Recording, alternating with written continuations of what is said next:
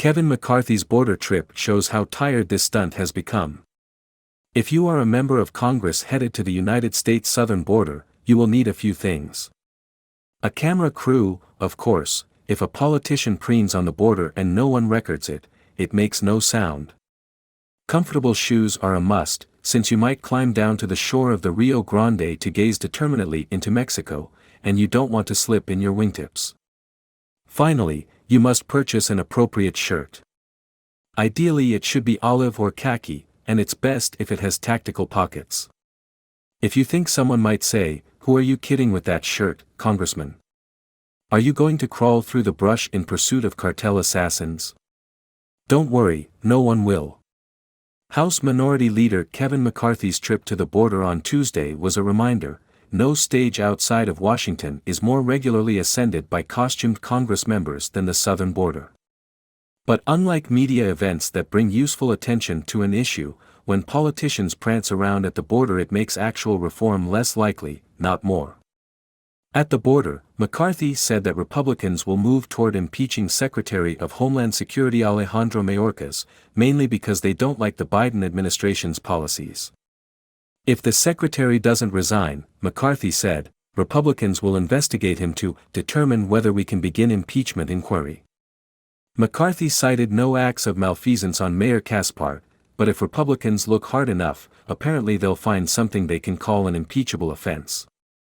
There is absolutely no reason McCarthy couldn't have made his announcement from a room in the Capitol. But if he did that, he and the other Republican members who accompanied him wouldn't get to put on their outfits, nod seriously as they listen to Border Patrol agents and point meaningfully south.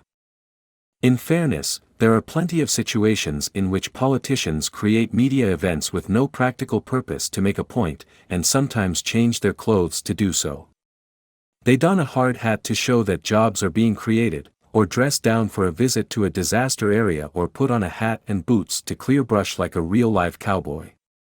But border visits have a special place in the hearts of Republican politicians, who love the photo ops they provide. If you're lucky, they let you ride in a helicopter, and who roundly criticize Democrats for not doing the same kind of play acting. After President Biden tasked Vice President Harris with coordinating immigration policy last year, Republicans quickly pretended to be outraged that Harris had not done a border visit, tricking media organizations into demanding she explain her reluctance to perform the ritual. What Democrats such as Harris surely realize is that the border visit photo op is meant to create the impression that immigration is not a policy challenge but a crisis, an emergency whose true horror must be witnessed firsthand.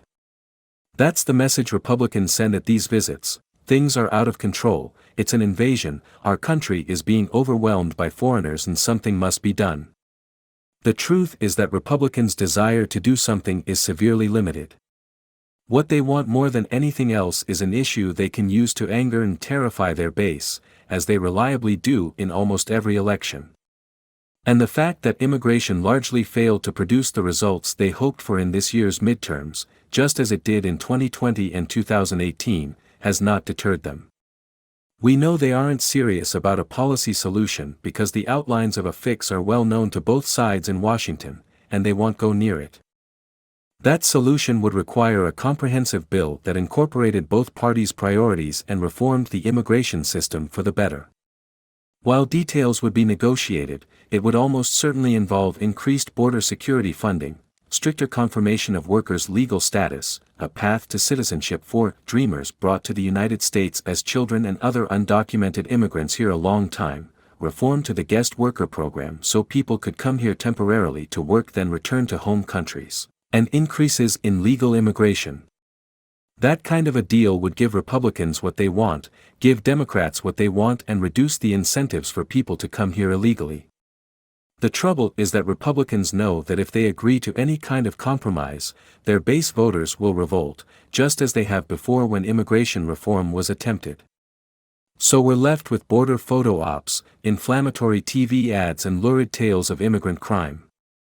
That makes it harder for Republicans to join in a reform effort that involves anything other than building walls and cracking down, even if being tough doesn't solve the problem. Perhaps some Republicans wish that weren't true, and yearn for a sensible debate that could end with a policy solution. If so, They can't compete with visuals of their colleagues tromping around Texas and Arizona in desert colors to show how mad they are. If that's all the base really wants, that's all it's going to get.